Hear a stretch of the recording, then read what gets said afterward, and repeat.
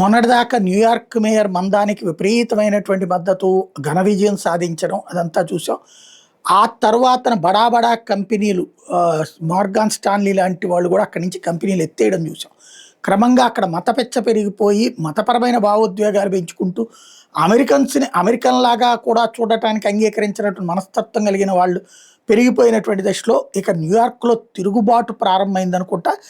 తాజాగా ఏదైతే ఒక పెద్ద మిడిల్ ఫింగర్ అంటే ఫక్ ఆఫ్ అంటారు కదా, అలాంటి ఒక మిడిల్ ఫింగర్తో కూడినటువంటి ఒక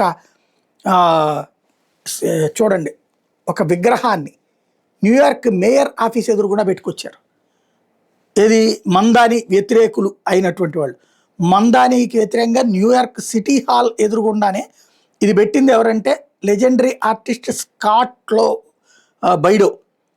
ఆయన మందాని వ్యవహార శైలి మొదటి నుంచి వ్యతిరేకిస్తున్నారు. అమెరికాని పాకిస్తాన్ లాగా మార్చే వ్యక్తి అన్నటువంటి విషయం చెప్పుకొస్తున్నారు. ఆఫ్ఘనిస్తాన్ లాగా తయారు చేస్తాడని చెప్పుకొస్తున్నారు మందానిని. తను ఈ విధమైనటువంటిది ఏం పీక్కుంటా పీక్కో అన్నటువంటి సంకేతం అనమాట.